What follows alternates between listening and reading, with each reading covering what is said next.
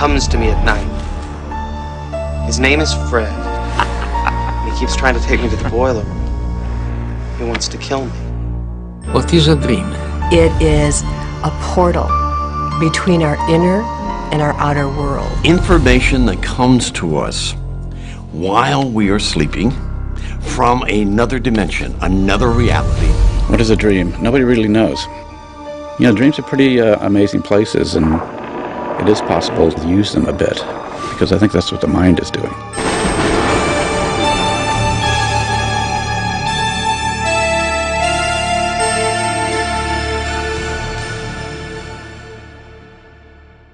Whatever you do, don't fall asleep.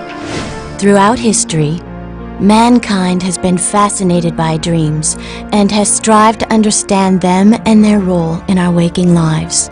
Dreams are considered important in virtually every culture in the world and throughout history. Some cultures would say this is the way that God speaks to us. Other people would say that there are other friendly spirits who are helping us with those dreams. There is a universal awe of dreaming and a universal fear of dreaming. There's not a civilization in the world that hasn't developed a folklore deriving from dreams. This is new. These are ancient dream demons. Supposedly they roam the dreams of the living, and they give them the power to cross the line and turn our nightmares into reality. We have actually records on clay tablets from the Assyrians in Mesopotamia. So our interest in dreams go back to what was the dawn of humankind. Many ancient civilizations believed that dreams held special powers and organized their societies around them. The Egyptians looked at dreams as prophetic. There were special dream interpreters, and they had prominence, especially if a king, a pharaoh, or someone of royalty would dream a dream. It was very, very important. The Greeks had an incredible dreaming culture for over 1,000 years. There were dream temples, about 400 of them. This was specifically for healing. If you had a physical problem, disease, you would go to a temple where you would spend the night sleeping. And in this temple, there would be snakes all around you, crawling over you, until you had a dream, which gave you the information that you needed to have around the illness that you were dealing with. The earlier cultures really looked at the different ways of approaching the dream itself. Very often, people are looking for disclosure of the future. We find evidence of that in the Bible, Old Testament, dream of Joseph, dream of Jacob, Jacob's ladder.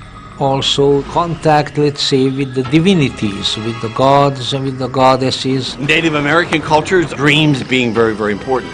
This is the Great Spirit. This is Wankantanka talking to you. And so you pay great attention to them. The Chinese, for example, believe that the spirit actually leaves the body during dream time. They feel that the dream is an entry point into the deeper worlds. And that sort of approach is quite frequent in the East, in other religions. That's pretty. What is that? This is my Malaysian dream doll. It's supposed to bring good dreams.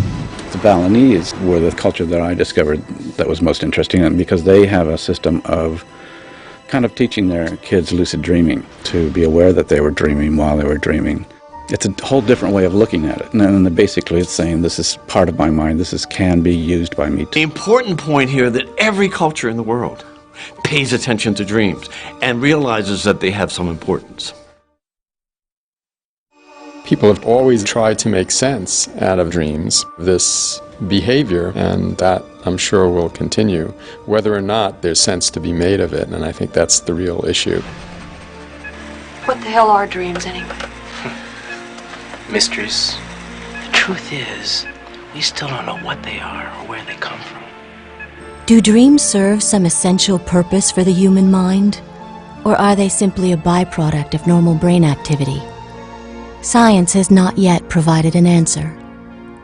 There are many theories about why we have to dream, and none is really conclusive. It may be that what you see is what you get, that dreams are just something that sort of spins off brain processes that are going on that have no real significance, and they may not be much more than that. It's still quite unclear whether there are some vital physiological processes that go on in sleep that don't happen at other times.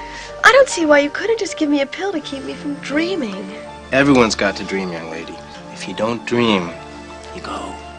In 1900, Freud wrote a very influential book called The Interpretation of Dreams, where Freud indicated that dreams are important in understanding a person's neuroses, psychoses, their mental state of health, and showed how to work with dreams. That really re-established, you might say, the importance of the dream in many ways in the culture and established it within the psychological discipline.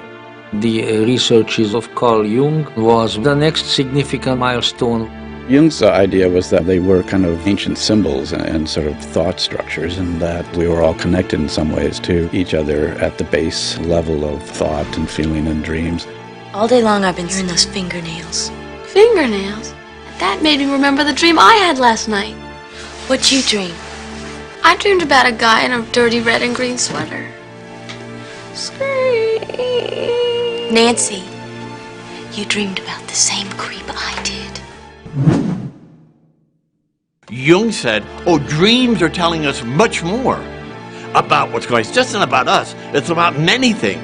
And it's just not tapping into our lives now on an ego level. It's tapping into a much larger place, the place where Freddy Krueger lives.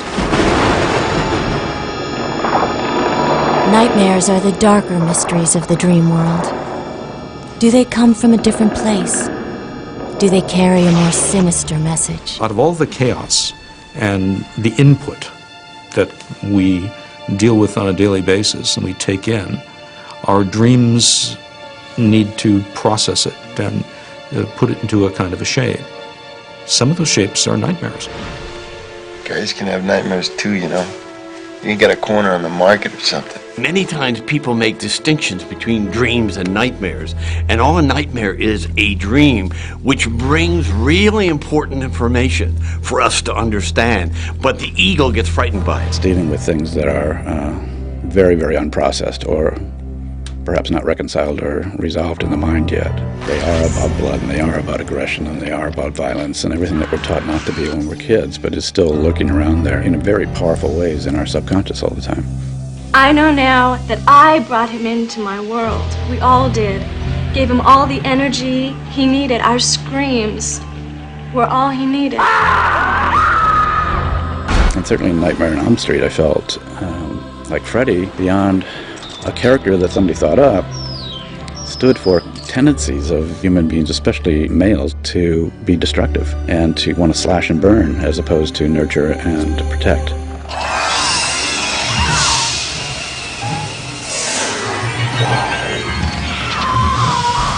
The shadow part of ourselves, our psychological shadow, those parts of ourselves that we don't want to deal with, mommy and daddy told us not to deal with, or our society tells us not to deal with. We push it in the background, in the closet. It gets angry in that closet. It gets angry being pent up like that. And so when we let it out, when he comes out, he's angry as hell. And so it will come and menace the individual in the dreams, and that's a good attention getter. When you scare somebody, that you sure get their attention. I would say if we paid more attention to Freddy, dialogue with Freddy, get Freddy to cut his nails a little bit, love Freddy a little bit, he would transform into something else. What other secrets does the sleeping mind hold? Are dreams powerful enough to affect our waking life?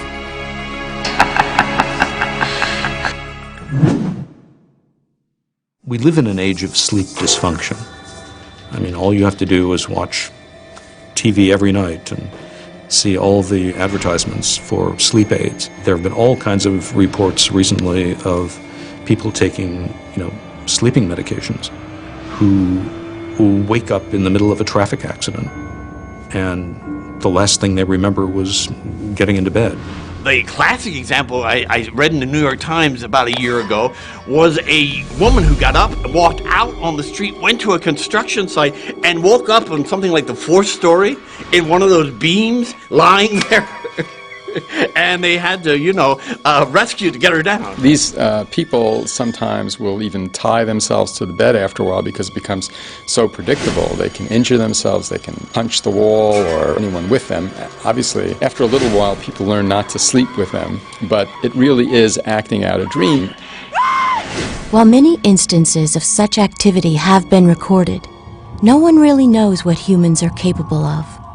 Can a person commit murder under the influence of a dream?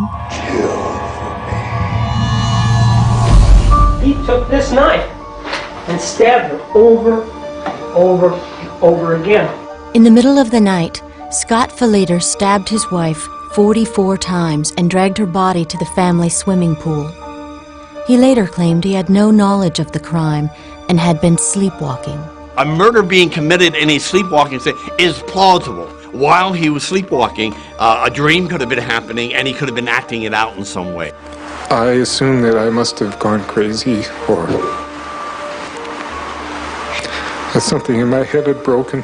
We know that people can be aroused and their behavior changes rather dramatically, and typically they don't engage in really complicated behaviors. If you recorded his brainwave activity, you might find something unusual during this period, or you might find perfectly normal